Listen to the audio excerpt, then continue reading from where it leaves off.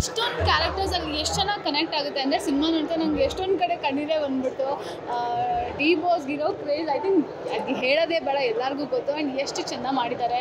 Even ಆರಾಧನಾ ಅವರು first cinema ಅಂತಲೇ ಹೇಳೋಕ್ಕಾಗಲ್ಲ ಆ್ಯಂಡ್ ಲ್ಯಾಂಗ್ವೇಜ್ ಅದು ಗೊತ್ತೇ ಆಗಲ್ಲ.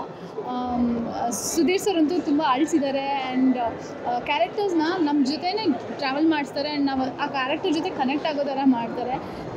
ಓವರಾಲ್ ಒಂದು ಒಳ್ಳೆ ಸಿನಿಮಾ. ತುಂಬ ಟೈಮ್ ಆದಮೇಲೆ ನಾನು ತುಂಬ feel good cinema, complete cinema ನೋಡಿ ಫೀಲ್ ಬಂತು. ಖುಷಿ ಆಯಿತು ಕಥೆದ. ಇಲ್ಲ ಅದೇ ಇವರು ಆವಾಗಲೇ ಹೇಳಿದಾಗೆ ನೀವು ಆ ಕ್ಯಾರೆಕ್ಟರ್ಗಳ ಜೊತೆ ಟ್ರಾವೆಲ್ ಆಗ್ತೀರಾ. ಬೇರೆ ಬೇರೆ ಟೈಮ್ ಲೈನ್ ಬೇರೆ ಇದೆ ಅದರಲ್ಲಿ.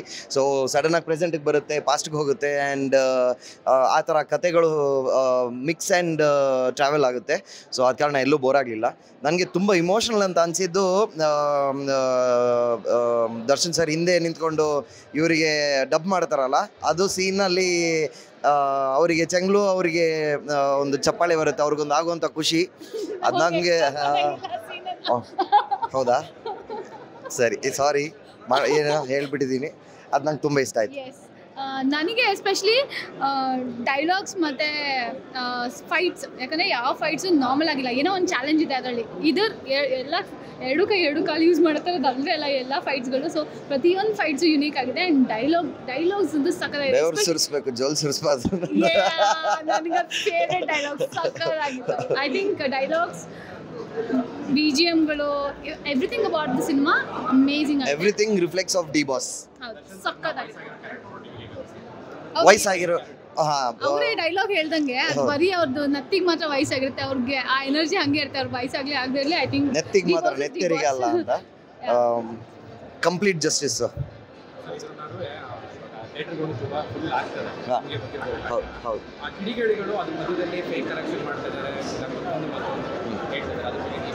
ಐ ಥಿಂಕ್ ಅವರಿಗೆ ಬೇರೆ ಕೆಲಸ ಇಲ್ಲ ಅಂತ ನನಗನ್ಸುತ್ತೆ.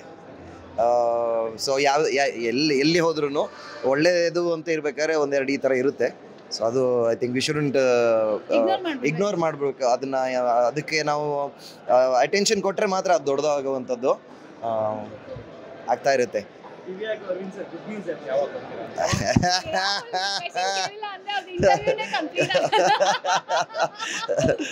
ನಿಮಗೆಲ್ಲ ನಿಮ್ಮನ್ನ ಕಣ್ ತಪ್ಪಿಸಿ ಮಾಡೋಕ್ಕಾಗತ್ತಾ ಅಂತಲೇ ಹೇಳ್ಬೇಕಲ್ವಾ?